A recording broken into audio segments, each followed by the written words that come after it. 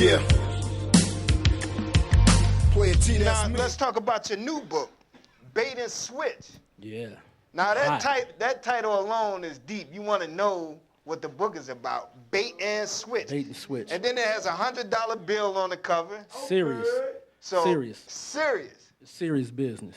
Tell me what the book is about without giving away your secrets. Well, without giving away the secrets, it's about a hustler in Cleveland. His name is DeAndre, and he needs to get out of the game. Okay. You know, the mother of his children, you know, she loves him, but as long as he's in the street, she won't deal with him. So, you know. Oh, we might can relate to that, right, huh? So, that yeah. But there's a lot of twists in the story. Right. So as he makes his way out of the game, you know, it's a lot of bait and switch.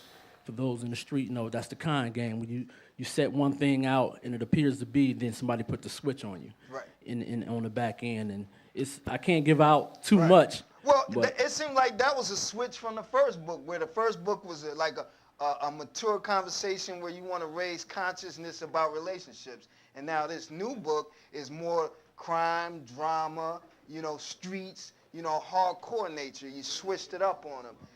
Was that part of the plan to be balanced like that? Well, actually, it's still some mature theme. There's a theme that goes through the book. Okay. There is some, a lot of the hustler books that I've read, they're one track. So this particular character, you see how he thinks and feels as he makes his way out of the streets. So it's not just shooting and gunplay and get back.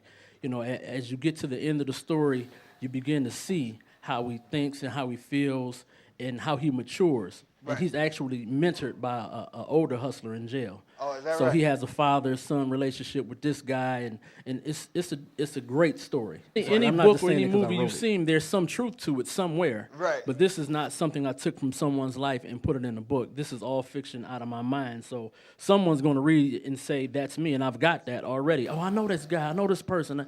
You know, that it's selling like crazy in the streets, man. Were you fascinated or something with the lifestyle of a hustler? Well, I wouldn't say fascinated. As a young person growing up in the city, East Cleveland, is what I seen. Oh. It was the norm. Oh, you know? Hold on. Whenever somebody say EC, EC? You get the motivation. It's worldwide. EC. You know, we get the motivation. Right. EC is where I'm from. You hail from EC. Correct. Real dilapidated.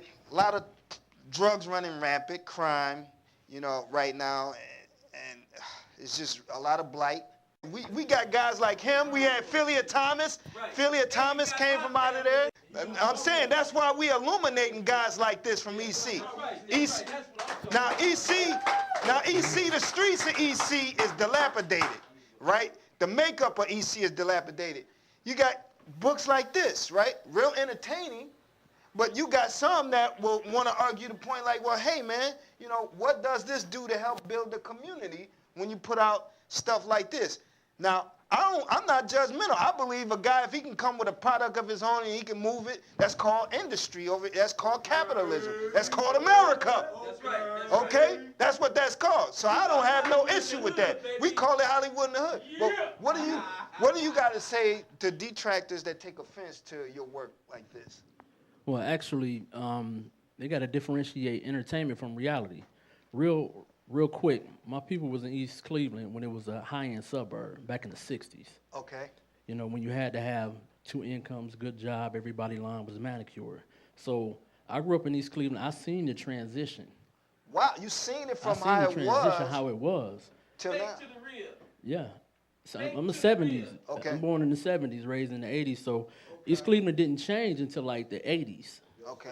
The 80s and going from the 80s to the 90s. Right. So I seen the well-manicured lawns. Okay. And when we had a curfew, we couldn't even be outside after 9 o'clock. Wow. Street lights, everybody had to be in the house. So the East Cleveland now, what you're saying is what it has become, but I remember what it was and what it can be again.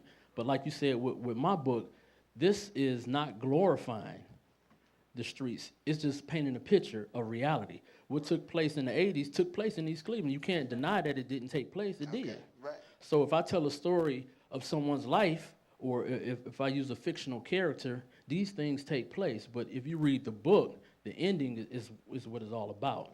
You read the whole book, and the story of East Cleveland is over. It's not over. You got a new mayor.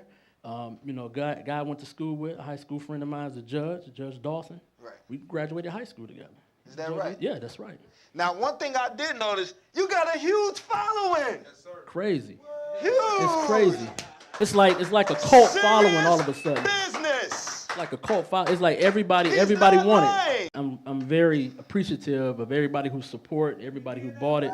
People calling like, hey, you know, they telling me about the characters that I wrote like they real people. Right. And that's like the biggest high for a writer. Right. It's on Amazon right It's now. on Amazon.com right now. So they have to go to Tito M.Bradley /Amazon.com and they can order it there. And